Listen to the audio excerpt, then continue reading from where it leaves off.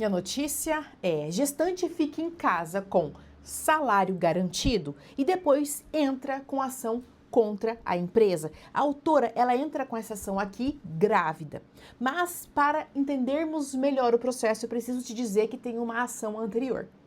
Ela entra com uma outra ação, que não é essa daqui, dizendo que estava grávida e que queria voltar ao trabalho. Pediu a reintegração porque tem estabilidade provisória no emprego. Então, lá naquela ação, o juiz falou: sim, você tem que voltar a trabalhar, você tem estabilidade. Então, ela volta a trabalhar nesta empresa aqui, mas ela entra com esta ação contra a empresa dizendo o seguinte, que quando ela volta a trabalhar, quando ela é reintegrada, começou todo o problema dela na empresa.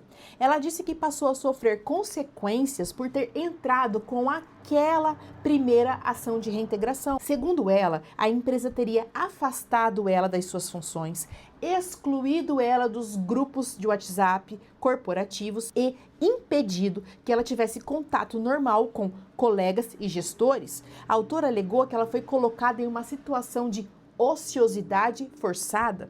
Ociosidade forçada significa o seguinte: o empregador pega um trabalhador e para de dar função para ele. Ele não trabalha mais, ele é forçado a não trabalhar. Isso faz o quê? Faz com que o empregado ele se sinta humilhado, ele fique com vergonha, porque ele fica de canto, é como se ele ficasse de castigo. A empresa simplesmente para de dar tarefas para este empregado. Então ela disse que isso daqui aconteceu com ela. Por isso, então, ela entra com essa nova ação aqui trabalhista que eu estou dizendo para vocês, e ela está requerendo o quê? Indenização por danos morais e a rescisão indireta do contrato de trabalho. O que é uma rescisão indireta? É quando o empregado dá uma justa causa no empregador, porque é o empregador que está cometendo a falta grave. Então, ela quer sair da empresa com todos os direitos trabalhistas dela garantido. Essa aqui é a ação dela, entenderam? A empresa, quando foi se defender, disse o seguinte, que jamais colocou a autora de lado, ela não ficou isolada ou a empresa teria praticado qualquer tipo de perseguição. Mentira, isso não aconteceu. A empresa disse que a situação, na verdade, foi outra. Segundo a defesa, depois da reintegração, depois que ela volta a trabalhar, foi feito um acordo extrajudicial com a autora. Extrajudicial significa que não foi feito dentro de um processo, não teve a participação de um juiz. O juiz não homologou, não assinou este acordo, tá? Vamos continuar aqui. Nesse acordo ficou combinado que a autora não precisaria mais comparecer ao local de trabalho até o início da licença maternidade.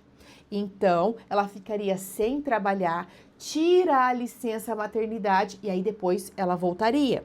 Mas ela continuaria recebendo o salário. Ela fica em casa recebendo o salário. A empresa explicou que esse acordo foi feito porque a autora estava grávida e tinha algumas limitações relacionadas à gestação.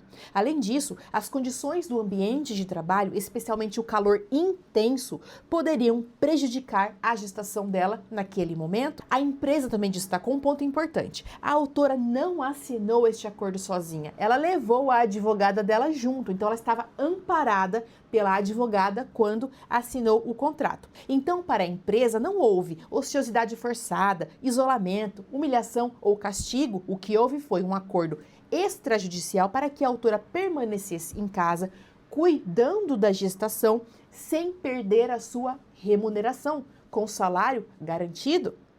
O juiz, quando foi julgar a ação, julgou a ação, improcedente, não vai dar a rescisão indireta e também não vai dar os danos morais. Primeiro, o juiz analisou o acordo extrajudicial feito entre a autora e a empresa. Mesmo esse acordo não tendo sido homologado pela justiça, o juiz entendeu que ele era, sim, válido. Por quê?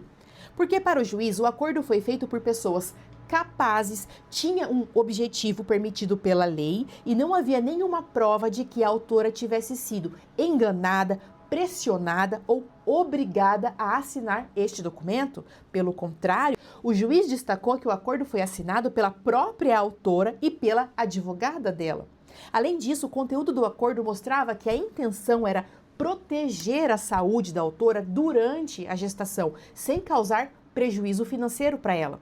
Ou seja, ela ficaria em casa, em repouso, cuidando da gravidez, mas continuaria recebendo o salário normalmente. Depois, o juiz analisou a tal alegação de ociosidade forçada que a autora fez. Ele explicou que ociosidade forçada acontece quando a empresa mantém o trabalhador sem tarefa, sem função, sem atividade, como se esvaziasse completamente o trabalho daquela pessoa. Mas para o juiz, não foi isso que aconteceu neste caso aqui. A autora não estava comparecendo ao trabalho todos os dias para ficar parada, sem tarefa. Não era isso. Ela estava em casa por causa de um acordo extrajudicial, não por conta de ociosidade forçada. Ainda estava recebendo salário e ficaria em casa até o início da licença maternidade.